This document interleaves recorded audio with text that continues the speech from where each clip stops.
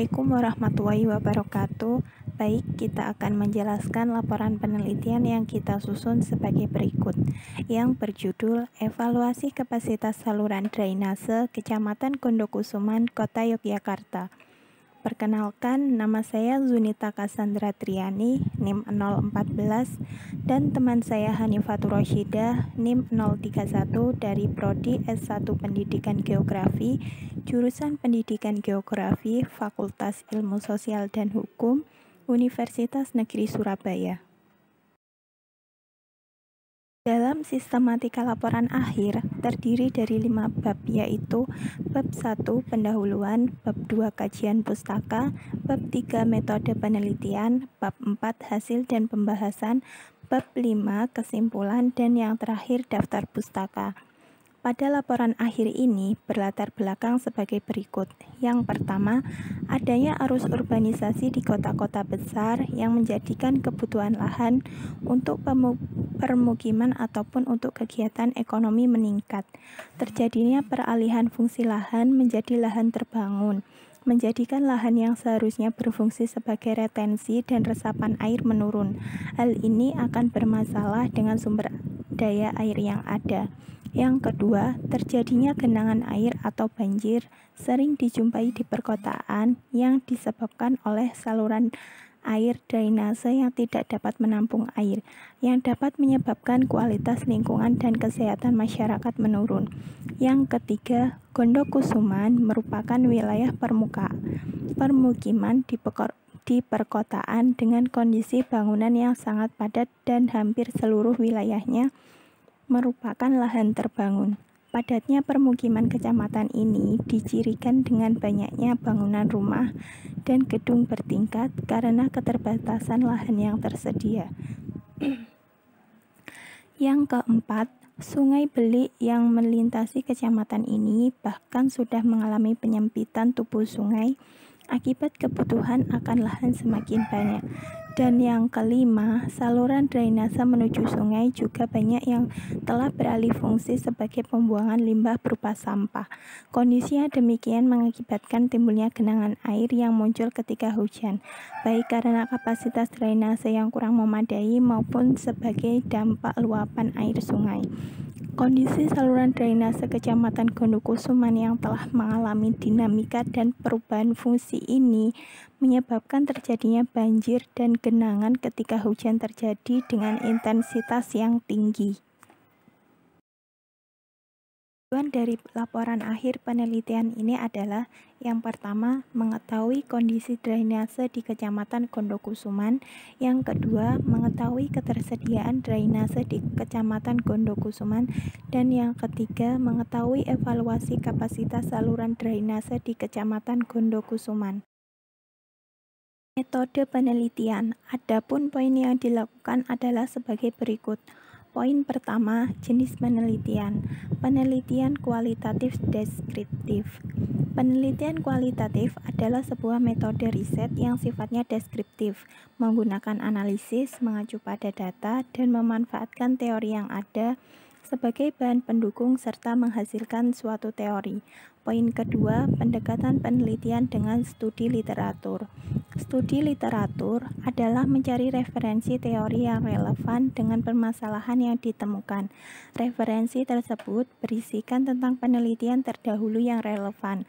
Referensi ini dapat dicari dari buku, jurnal, artikel laporan penelitian, dan situs-situs di internet. Poin ketiga, sumber data dan data penelitian. Menggunakan data sekunder berupa jurnal literatur. Data sekunder merupakan data yang diperlukan dalam penelitian untuk melengkapi informasi yang diperoleh dari data primer. Data sekunder berupa buku, jurnal, literatur, atau dokumen-dokumen yang berkaitan dengan penelitian. Data yang digunakan dalam penelitian ini adalah literatur jurnal penelitian yang berasal dari sumber yang resmi. Sumber data dapat dijadikan sebagai acuan atau referensi untuk melakukan analisis data sesuai permasalahan dan fokus penelitian di Kecamatan Gondokusuman. Dan yang keempat, analisis data berdasarkan analisis isi. Analisis isi adalah suatu teknik penelitian untuk membuat ringkasan-ringkasan yang dapat ditiru dan sahih dari konteks data yang diperhatikan. Pengumpulan data dilakukan dengan memilah terlebih dahulu data yang akan diambil untuk dijadikan bahan dari penelitian yang akan diteliti. Selanjutnya, hasil dan pembahasan kondisi drainase. Gondokusuman merupakan wilayah permukiman di perkotaan dengan kondisi bangunan yang sangat padat dan hampir seluruh wilayahnya merupakan lahan terbangun. Klitren, salah satu desa di Kecamatan Gondokusuman, merupakan wilayah permukiman di perkotaan dengan kondisi bangunan yang sangat padat dan hampir seluruh wilayahnya merupakan lahan terbangun. Kondisi saluran drainase di wilayah Gondokusuman telah mengalami dinamika dan perubahan fungsi ini menyebabkan terjadinya banjir genangan ketika hujan dengan intensitas yang tinggi. Persediaan drainase. Kecamatan Gondokusuman termasuk kecamatan yang memiliki sistem drainase yang baik. Drainase di kecamatan ini tersebar di berbagai jalan-jalan utama maupun jalan desa. Drainase di wilayah ini dapat dikatakan banyak, tetapi fungsi dari saluran ini banyak yang berubah, yaitu digunakan untuk pembuangan limbah maupun sampah masyarakat. Pembangunan pusat-pusat kegiatan dan kawasan permukiman akan berakibat berkurangnya luasan permukaan tanah untuk resapan air, sehingga akan semakin besar volume air yang melimpas di permukaan tanah. Untuk itu, diperlukan saluran air hujan atau drainase sebagai penampung dan selanjutnya mengalirkan ke tempat yang lebih rendah. Saluran drainase di Kota Yogyakarta yang ada pada umumnya terdapat di bawah trotoar atau antara trotoar dan batas tanah milik. Kondisi saluran drainase tersebut adalah berupa saluran sekunder dan saluran tersier yang konstruksinya terbuat dari pasangan. Selanjutnya, evaluasi drainase di Kecamatan Gondokusuman. Provinsi Yogyakarta, khususnya di Kecamatan Gondokusuman, memiliki curah hujan yang tinggi pada setiap bulannya.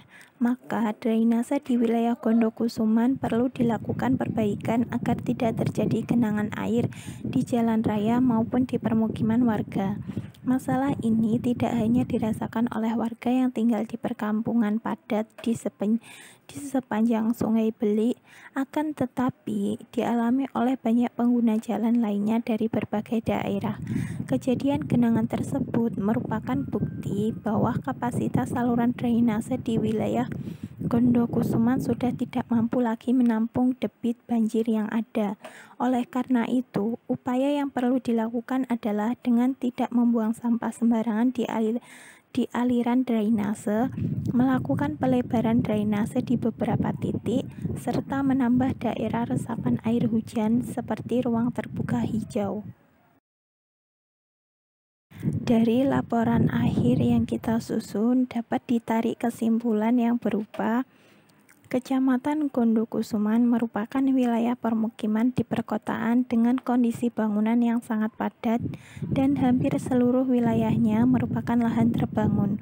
Kondisi yang demikian mengakibatkan timbulnya genangan air yang muncul ketika hujan, baik karena kapasitas drainase yang kurang memadai maupun sebagai dampak luapan aliran sungai.